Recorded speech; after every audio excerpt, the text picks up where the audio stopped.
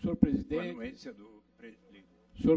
senhoras e senhores vereadores, paulistanos que nos assistem pela TV Câmara, eu vou trazer um assunto aqui, vereador Conte Lopes, nessa tribuna, porque eu sou uma pessoa que eu não consigo me conformar com as coisas erradas que a vida me apresenta.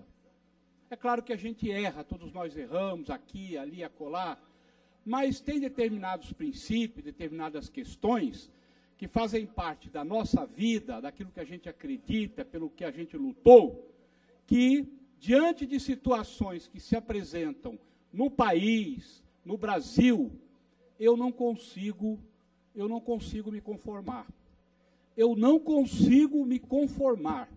Então, eu sou um brasileiro muito, profundamente inconformado com a situação com que levaram o nosso país, com a situação que o Brasil está enfrentando, com a situação que o povo brasileiro está se defrontando nos dias de hoje, nos últimos anos, nas últimas décadas, particularmente nos últimos 15 anos de vida política, de vida econômica, de vida social no Brasil.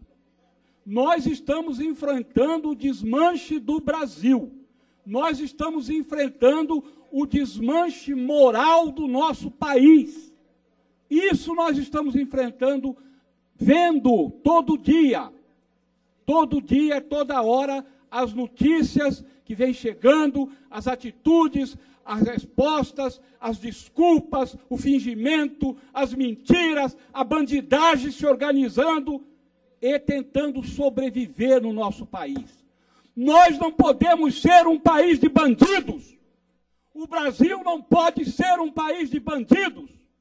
Eu e milhares de brasileiros que lutamos com o risco da própria vida para conquistar a democracia, para eleger os nossos mandatários, para ter o direito de ter eleição de 4 em 4 anos ou de 2 em 2 anos, não podemos ter o trabalho que tivemos, o risco que corremos, perdido na mão de pessoas que transformaram o Brasil num grande quadrilhão.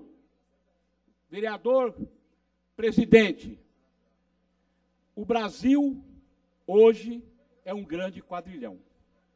Qualquer funcionário público, seja do executivo, seja do legislativo, seja do judiciário, seja de entidades não governamentais, diz primeiro, segundo, terceiro ou quarto escalão, se dá o direito de meter a mão no dinheiro público, enfiar no bolso o dinheiro do imposto e achar que vai sair impune. A mediocridade na política, a mediocridade na vida pública, tomou conta do Brasil como uma epidemia, como a peste bubônica, como a epidemia de varíola, como a febre espanhola que varreu o mundo. É dessa forma que a corrupção se entranhou dentro da alma do nosso país. Nas instituições, nenhuma instituição escapa disso. E os homens públicos, que são homens de bem, que querem fazer o seu trabalho de uma forma correta, vivendo do seu salário, vivendo do seu ganho honesto do seu trabalho, se sentem intimidados, se sentem ofendidos, se sente motivo de chacota e de ridículo pelas quadrilhas de bandidos que se organizaram no Brasil. Fomos tomados, sim, a República Brasileira, por quadrilhas de bandidos organizadas, que tomaram o poder, infelizmente, pelo voto popular. Infelizmente, pelo sufrágio do voto popular. Mas, ao chegar ao poder, transformaram a presidência da República, o Congresso Nacional, os ministérios do Brasil, o Poder Judiciário, enfim, descendo de cima a baixo, transformaram o Brasil numa mixórdia. Eu hoje falo com sinceridade, mas falo com tristeza. Eu tenho vergonha de me apresentar como brasileiro.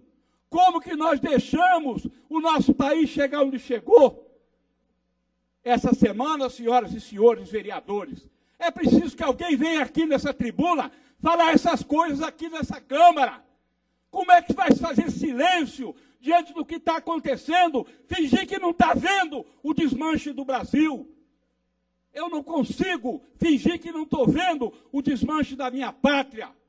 Eu não consigo conviver, dormir, viver com a minha família, com os meus amigos, encarar o povo na rua, diante dessa desgraça que enfiaram o nosso país. Nós precisamos arrumar caminhos para sair disso. Sinceramente falando, eu não sei dizer a vocês qual é o caminho. O único caminho correto é a união do povo para exigir que essa bandidagem seja presa, julgada e fique na cadeia. Devolva o dinheiro que roubou. Com esses exemplos, nós poderemos impedir que outros bandidos que andam por aí façam a mesma coisa, se sintam impunes. Essa semana, senhoras e senhores, a bruxa ficou solta. Essa semana, prenderam os donos da maior empresa de agroindústria do Brasil, o Joesley e o Wesley. Prenderam os maiores empresários da agroindústria do Brasil na cadeia. O filho do maior empreiteiro do Brasil está na cadeia.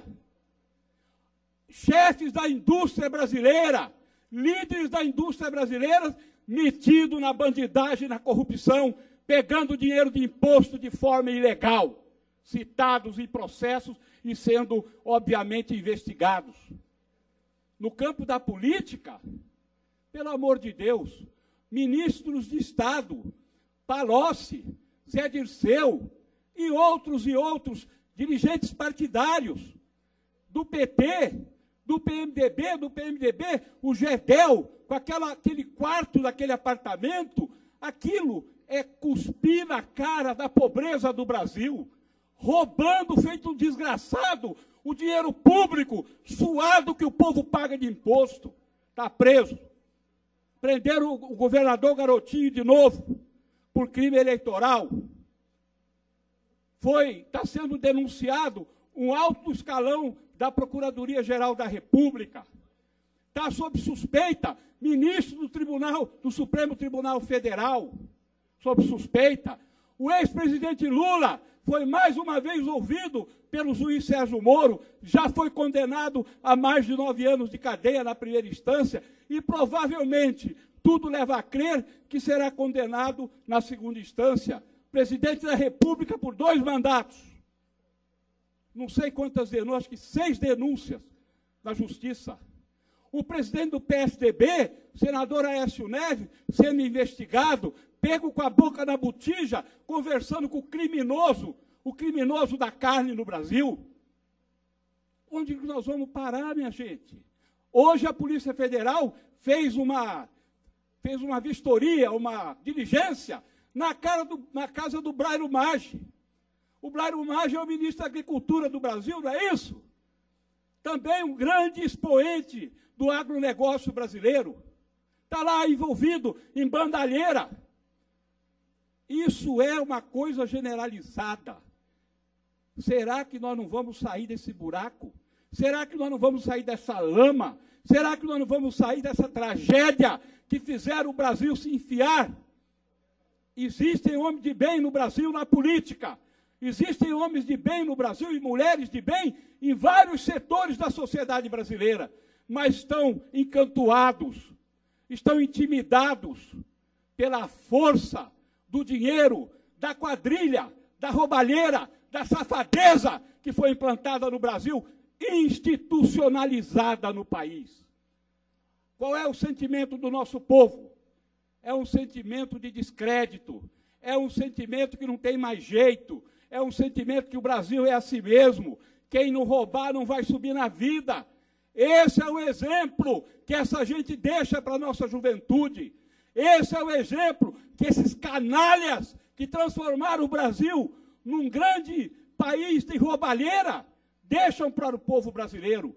Quem levanta de madrugada, toma um ônibus, leva 2 horas para ir ao serviço, trabalha até de noite, volta para casa para receber um salário desse tamanhozinho, vai pensar o que da vida?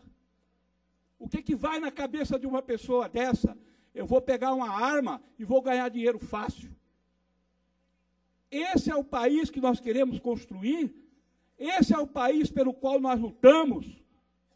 Qualquer prefeitura do Brasil desvia dinheiro do SUS, desvia dinheiro da educação, a roubalheira é generalizada. Qualquer secretáriozinho pelo Brasil afora, prefeito, se dá o direito de meter o dinheiro e roubar. Todo dia tem denúncia. Toda hora tem denúncia. As pessoas não sabem mais diferenciar o que é o bem e o que é o mal.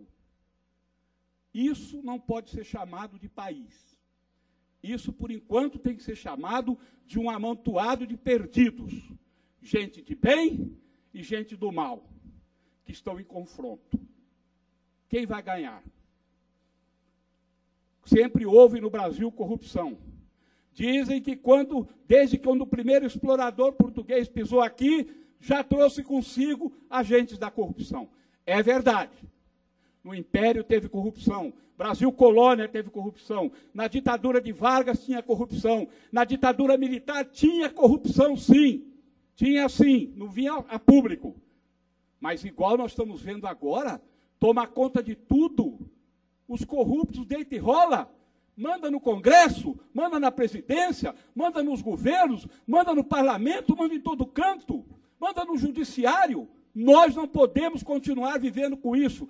Eu quero que outras vozes se somem a mim, nessa Câmara Municipal, para extravasar a revolta e a indignação, para que a gente diga para esse país que existe sim gente decente que está indignada com essa situação. Gente decente que quer viver um Brasil diferente, um Brasil melhor, um Brasil digno, onde as pessoas que trabalham de maneira certa, de maneira correta e ganham o seu salário, sejam valorizados, e não a bandidagem da vida que está aí. Alguns partidos se transformaram em quadrilha. Os seus dirigentes são quadrilheiros, é uma máfia. É uma coisa horrorosa. Para terminar, senhoras e senhores vereadores e povo que está nos assistindo, eu peço desculpa pelo meu desabafo, mas eu não consigo viver com esse sentimento dentro de mim. Esse não é o nosso país. Esse não é o país que nós queremos. Não é o país pelo qual nós lutamos, que a gente se emociona quando ouve o hino e quando vê a bandeira, que a gente luta para diferenciar, para diminuir a desigualdade social. Não é esse Brasil que está aí nas manchetes de mídia, de televisão. Temos que varrer essa gente. E para terminar e encerrar a minha fala, muita gente pede a volta da ditadura e dos militares. Sai dessa! Sai dessa! A ditadura militar ou civil não é a saída para nenhum problema de país nenhum. A saída é a democracia. Então, ou nós temos uma quantidade de massa de pessoas que amam o Brasil e que querem uma conduta correta na política e na vida privada, ou nós temos essa massa de pessoas para se juntar e fazer o presidente Temer renunciar ao mandato. Um presidente que não tem moral da vida para dirigir um país. Com a maior cara de pau, ele fala que vai continuar, porque a economia está dando certo.